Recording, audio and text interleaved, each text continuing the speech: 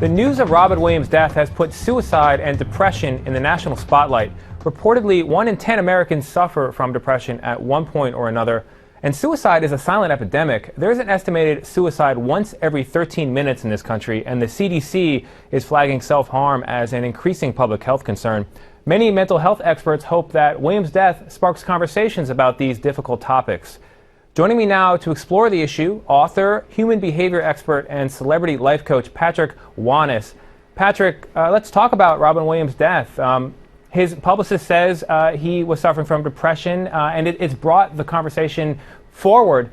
It's helpful to point out that there are certain risk factors for suicide, and depression is not the only one. And I think it's also important that in talking about depression, it's different from having the blues.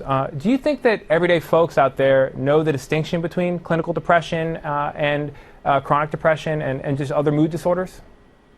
Well, of course not. And the first thing is that Robin Williams was never even officially diagnosed as clinically depressed. But having said that, there's a huge difference between depression and, say, a mood swing or feeling down or having the blues. What we talk about is duration, intensity, and frequency. So when you start to feel down, when you start to feel the blues, how long is it staying with you? How intense is it, and how often does it happen? When it's happening all the time over a long period of time, then we know that you're in a state of depression. Mm-hmm. Now, there's been some research making a connection between mania and creativity, and there's also the stereotype of the tortured artist. Bipolar disorder, which some have said Williams suffers from, has been called the disorder of the artistic temperament. Is there something about the artistic temperament? I mean, do you find that creative people are more at risk? Yes, that's the simple answer, but let me elaborate. Ben Stiller, Linda Hamilton, Pete Wentz, Russell Brand, Mel Gibson, Catherine Zeta-Jones have all come out and said, I have bipolar disorder. So we already know it exists. But having said that, amongst actors have a unique personality. They're extrovert, they're highly empathetic, and they're highly prone to higher levels of neuroses or neuroticism. And so what happens is they experience anxiety, moods, worry, fear, jealousy, and intense emotions. That's part of why they're attracted to acting. And let me say this, Tony, here's another really important point. What we forget is that people who are in this profession also tend to actually exacerbate those emotions because of the work they're doing. If you take someone like Heath Ledger, he's playing the Joker, he's in this character for months at a time. He's putting on that darkness, he's putting on that despair, that anxiety, that anger, that boiling turmoil. It's also going to affect him. Let's go to a quote. So we can't take it away. Let's go to a quote from another very creative, very depressed individual, William Styron. His national bestseller, Darkness Visible, deems depression a product of circumstance. He writes, "When one thinks of these doomed and splendidly creative men and women, one is drawn to contemplate their childhoods, where, to the best of anyone's knowledge, the seeds of the illness take strong root." Do you think that's true? Do you think early environmental causes are behind mental disorders? It's highly true, it's very true, and the majority of research backs that up. What we find is that if there's been a case of mental illness in your family, yes, there's a chance you might also have that. So we can argue that there is a predisposition based on genetics. But the most important point is what triggers it? What triggers the depression and what triggers the gene? And specifically, it's trauma, it's abuse, it's abandonment, it's neglect, it's specific things that happen in your childhood. And then when you're an adult, other things that can happen that also make you prone or susceptible to depression. If you're predisposed and you are moving toward depression or another mental illness, what can be done to take the train onto a different track? Well, we have to look at, what's triggering it? You know, if you've experienced trauma, and most addicts, most people that have suffering from depression or other mental illnesses have experienced some sort of trauma in their childhood. So the first thing we need to do is go back and resolve that trauma. That means uncovering the core belief and releasing all of those deeper emotions at a safe level. Having said that, what's the next thing you can do? Look at the lifestyle. Most people who are experiencing mental illness have other things going on in their life, such as extreme, chronic, and high levels of stress. And Tony, it's been proven in research only 2 years old that extreme chronic stress over a long period of time shrinks cells in the brain, and the prefrontal cortex, What that means is I lose control of my impulses. Wow. And that's how I act out. So when we say a person snapped, we now have the scientific validation and explanation for it. Wow. In 2010, in an interview, Robin Williams said that going on stage was his one salvation. He said that performing was an escape from his real life. In your work with celebrities, do you find that this is common?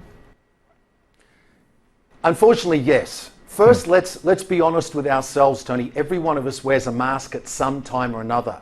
But when you're openly saying, you know what, this is where I find my solace, and I find it when I have this mask on. So a lot of actors are getting into that profession. A lot of comedians are also doing it for that reason. So yes, we do find that people find their escape from the inner pain, the inner self-doubt, the inner insecurity, by being on stage, by performing, and by putting on a mask, whether it's a literal mask or just a character or a role. So would you say that some people who are drawn to comedy or drawn to acting are choosing a profession that is going to make them worse off? And should they, in that case, choose another profession? Now that's a very powerful question, because you're saying, is the comedian going to be worse off for doing comedy? No, he's not. Unless, of course, whatever job you do, you use that as an excuse not to face your deeper pain, not to face your inner demons. So when we're talking about comedians, and again, the reason that so many of us are shocked and startled by what happened with Robin Williams is because we believed what we saw was the real person. We saw someone who was funny. We saw someone that laughed a lot, who had a lot of energy. He was vibrant, he was bright. We said, oh, that's him 100% of the time. It's not. Most comedians are suffering underneath. Go ahead. Let's take a look at a quote that you've referred to throughout the years as a life coach. It's from John Lennon, and it's about depression. When Help came out in '65, I was actually crying out for help. Now, I may be very positive, yes, but I also go through deep depressions where I would like to jump out the window. You know, it becomes easier to deal with as I get older. I don't know whether you learn control or when you grow up you calm down a little. Anyway, I was fat and depressed and I was crying out for help. It sounds like a line from the Diary of Many Americans, but what made that jump out to you as a quote you want to use again and again? Because the first thing is, again, that we think that these people who are so creative, who give us such great gifts in the form of music, entertainment, acting, dance, music, we think that therefore that they're happy. We forget that Elvis went through depression.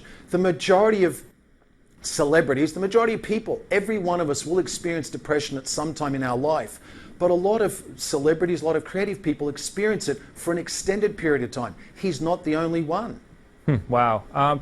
Of Williams' death, girl star Lena Dunham, who has talked about suffering from obsessive-compulsive disorder herself, she tweeted the following: money, fame, artistic freedom, none of them is a barrier. You recently wrote down some key lessons about the Williams case. Can you share them with us?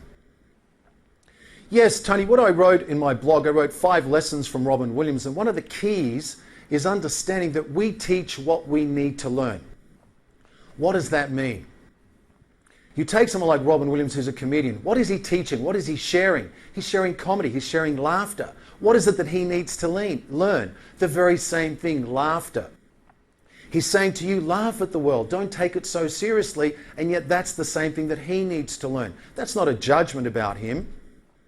The point is that we're often subconsciously trying to find a way through our career, through our expression, to heal our pain. What's the role of the audience in all of this? I can't help but think about the concussion issue in pro football. You know these people are out there and they're hurting more than your celebration would suggest. I mean, we just go on going to the movies, going to stand-up shows without any interest in these darker private lives that are behind the scenes? That's a great point, and what I would do is always say, separate the artist from the art. Appreciate the art. Be careful about creating this God, this role model from a celebrity who underneath it is like you and I. They're not a God, but yes, they have a gift. They have a special gift that makes us feel good, that brings something positive to our life. That's a great note to end on, Patrick. Don't cast it aside. That's a great note to end on. Thank you very much. Patrick Wanis.